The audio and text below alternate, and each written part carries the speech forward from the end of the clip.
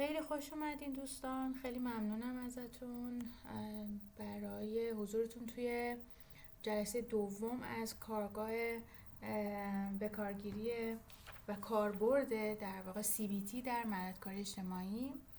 مرسی که اینجا حضور دارین. امروز جلسه دوم از این کارگاه و در واقع جلسه آخر هستش.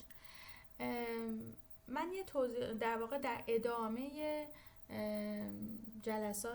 جلسه دیروزمون یک مقدار صحبت میکنم، بحث رو جلو میبرم و بعدش صحبت هام رو متوقف میکنم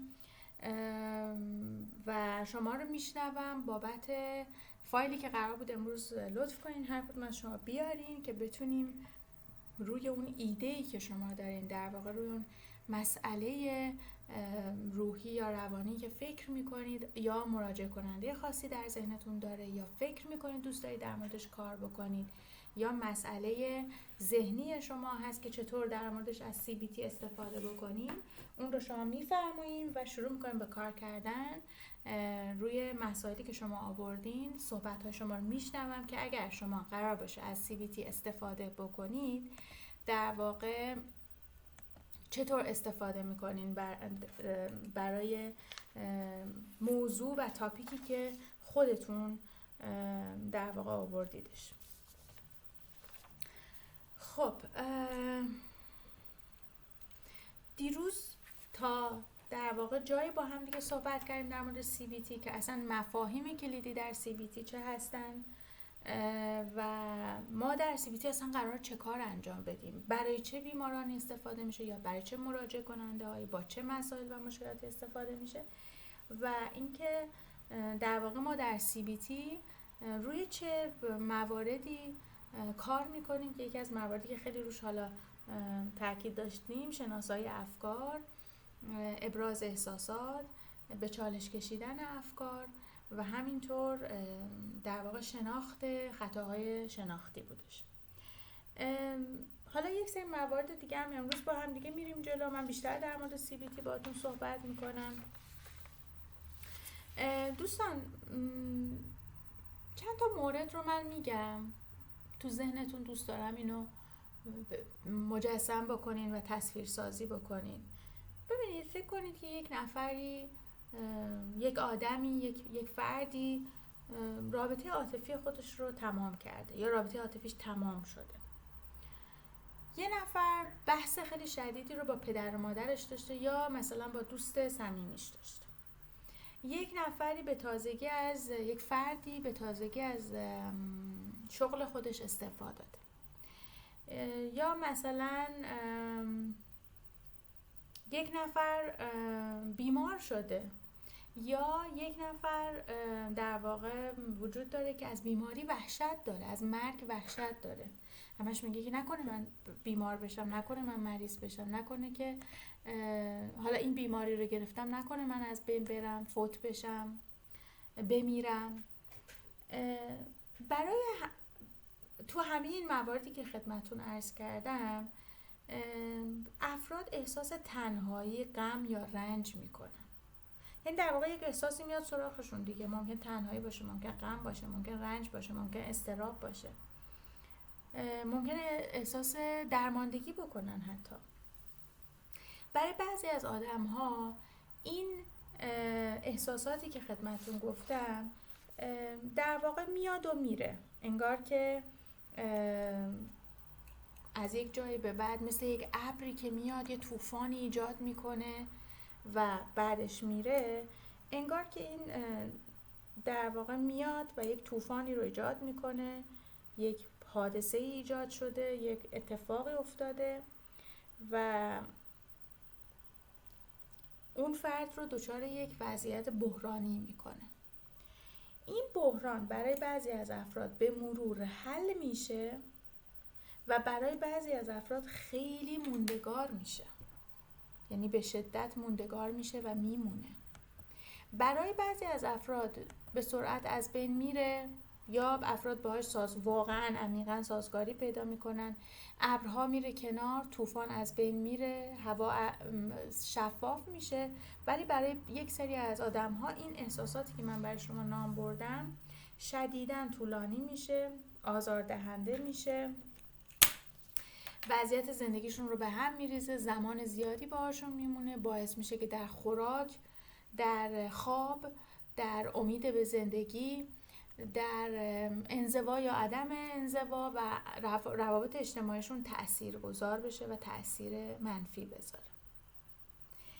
بنابراین یک تفاوتی که بین آدم ها وجود داره این هستش که آدم ها در واقع نحوه برخوردشون با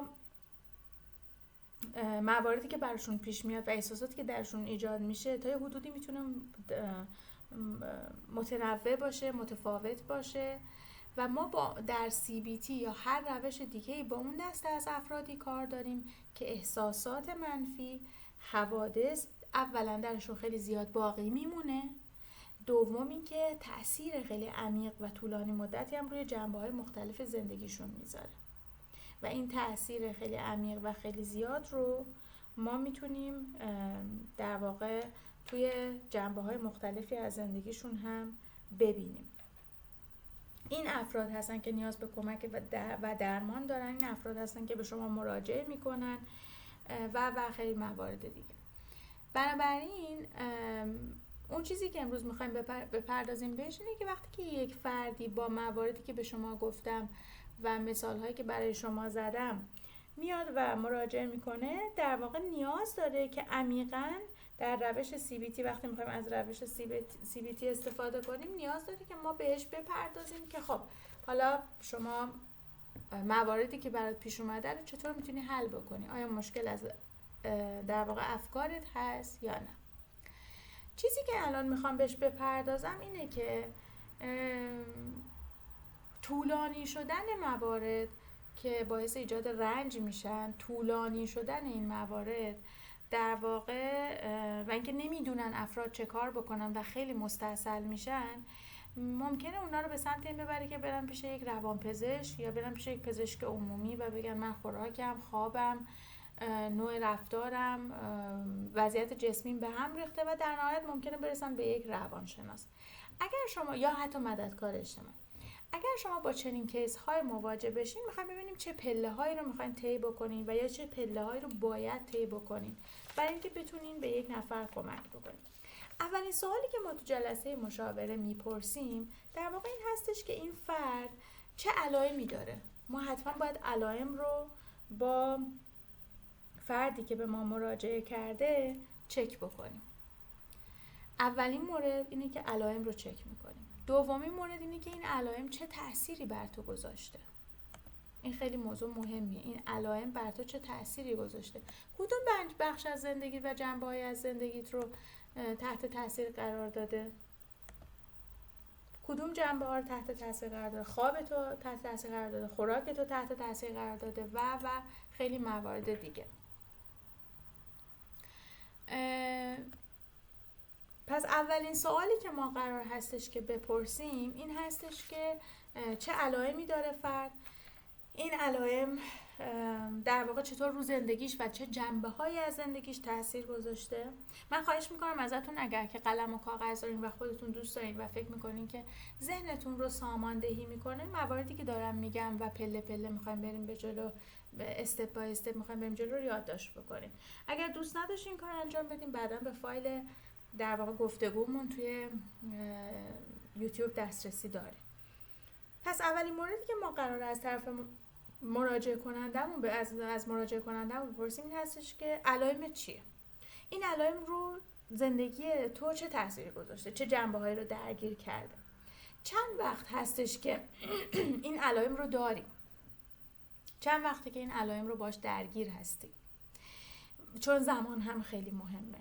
و بعد از اون میریم سراغ این که اگر تشخیص میدیم بله CBT خیلی کمک کننده است، ما حتما باید CBT رو به مراجعه کنندمون معرفی بکنیم. این روشه این کار رو انجام میده، روی این کار میکنم. و نه فقط در مورد CBT، شما هر روشی رو که قرار هستش که کار بکنید بایستی حتما برای مراجعه کنندتون توضیح بدید، حتی در مورد اونچه که حدس میزنید یا میدونید یا حتی فرضیه شما هست یا مطمئن شدید که ازش رنج میبره. حتی در مورد افسردگی، حتی در مورد اضطراب. ببینید دوستان، CBT یک روش اویدنس بیسته، یعنی در واقع بیسش این هستش که ما میخوایم بریم به سمت این که و کور این CBT این هستش که ما میخوایم بریم به سمت این که به مراجعه کنندمون یاد بدیم این مهارت رو که اگر اویدنسی نداشته باشی لزوما افکار تو درست نیست، اگر شواهدی نداشته باشی لزوما افکار تو درست نیست و قرار یک مهارت رو در اینجا، حالا یک یا چند مهارت رو آموزش بدیم. وقتی در مورد CBT صحبت میکنیم رفته رفته ما مسئول هستیم به مراجعه کنندمون هم مایندفولنس رو یاد بدیم که حالا در مورد صحبت میکنم و هم مهارت حل مسئله. حتما این دوتا رو ما قراره بهش آموزش بدیم. این رو هم در نظر داشته باشین که این دوتا مهارت رو در خلال جلسات مشاوره مبتنی بر صحبت هایی که خودش مراجعه کننده با ما داره ما بهش آموزش میدیم. و همونطور که دیروز هم صحبت کردم در موردش، میدونیم که CBT در واقع مد نظر قرار میده اون کانکشنی که بین افکار، احساسات، باورها و رفتار ما هست. ما باورها هم در مراجعه کننده هامون مهم میشه دیگه، وقتی که مثلا بحث ظاهرش میشه و این ظاهرش براش خیلی مهمه. در واقع مهارت و وظیفه مشاور این هستش که به مراجعه کننده خودش کمک کنه که یه چراغ قوه برداره بندازه روی افکارش و ببینه که ببین افکار من اصلا با واقعیت هماهنگ نیست. حالا یه مثال هایی هم میزنم که افکارش با واقعیت هماهنگ هست ولی باز هم خطای شناختی حضور داره. مثلا وقتی که مراجعه کننده میاد میگه که رئیسم از من متنفره، چون که این یه فکر دیگه، من فکر میکنم رئیسم از من متنفره چون همیشه به من زیاد کار میده، اون وظایفی که به من میده خیلی زیاده. یا مثلا من خیلی دوست دارم با دوستان برم بیرون، خیلی دوست دارم تو مدرسه زیاد حرف بزنم، خیلی دوست دارم تو دانشگاه با دوستانم حرف بزنم و وقت بگذرونم، ولی فکر میکنم که آدم حوصله سربری هستم. اینا رو دارم در واقع تو ذهنم میاد از جلسات مراجعه کننده ها. فکر میکنم که حوصله سربرم، فکر میکنم مایه خستگی دیگران هستم، فکر میکنم صحبتام مثلا جذابیت نداره و من دوست ندارم کسی از من عصبانی بشه، بگن ایوا وقتمون رو گرفت، چقدر مزخرف میگه. این افکاریه که توی ذهن آدم ها ممکنه بیاد و در موردش ممکنه تو جلسات مشاوره با شما صحبت بکنم. چیزی که در واقع اینجا مهم هستش اینه که در واقع CBT برای کسانی که ابعاد مثبت شخصیتی و یا زندگی خودشون رو کم اهمیت جلوه میدن خیلی مناسبه. اینم در نظر بگیرین.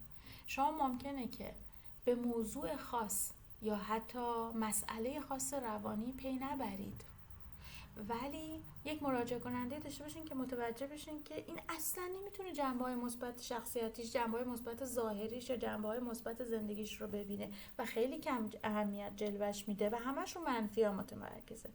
شما به وسیله همین رویکرد CBT هستش که به مراجعه کنندتون قراره به مراجعه کنندتون کمک بکنید و یاد بدید که تجدید نظر بکنه و ارزیابی مجدد بکنه، ایوالویت بکنه در واقع اون چیزی که تو پیرامونش و دنیاش داره میگذره، نه اینکه در لحظه فکری که میاد تو ذهنش رو واقعی بپنداره و اینو بگیره و احساساتش رو تشدید بکنه، دامن بزنه به احساساتش و بره پاسخ و عکس العمل و رفتاری داشته باشه متناسب با این فکری که اومده تو ذهنش و اشتباهه.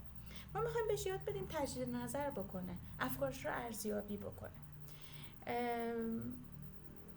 پرسش هایی که میتونین بپرسین، یکی از پرسش هایی که من تو جلسات مشاوره میپرسم و خیلی هم موثره اینه که وقتی که خود مراجعه کنندتون یک مسئله رو مطرح کرد، یعنی اومد گفتش که من این موضوع رو در واقع باش مواجهم، این مسئله منه، من این اتفاق افتاد، بعد اینجوری شد، بعد من این فکر رو کردم و در واقع خیلی موارد دیگه، شما سوال کلیدی که میتونید حتما بپرسید این هستش که اگر بخوای از بعد دیگه قضیه رو ببینی به هم چی میگی؟ اولین کاری که باید بکنین اینه که مراجعه کننده رو به سمت این موضوع ببرین که تو یه بعد از قضیه رو داری میبینی. بعد دیگه داستان اینه که طرف مقابلم، پدرم، مادرم، معلمم، رئیسم ممکنه لزوماً هم با من مشکل شخصی نداشته باشه یا من بعدش نیاد. اگر بخوای از یک بعد دیگه‌ای به قضیه نگاه کنی چجوری بهش نگاه میکنی؟ این سوال تا حدود زیادی حتی سطح هیجانات منفی یا حتی سطح هیجانات منفی رو پایین میاره، مدیریت هیجانی رو هم بالا میبره خیلی زیاد. یک مورد دیگه این که وقتی که ما با همون مثالی که اول و ابتدا برای شما گفتم اگر با CBT بریم جلو میتونیم به مراجعه کنندمون کمک بکنیم که ذهنش رو به این سمت ببره که افکارش رو مورد بررسی قرار بده، تجدید نظر کنه، یاد بگیره این موضوع رو و بره به سمت این که بله موضوع اصلی که وجود داره اینه که رئیس من از من متنفر نیست، رئیس من از من بدش نمیاد. وظایف مهمی رو خواهش میکنم به این دقت بکنید، یعنی زمانی که ما موفق بشیم به مراجعه کنندمون آموزش بدیم، بهش کمک بکنیم که این موضوع رو فرا بگیره، یعنی که CBT کار کرده.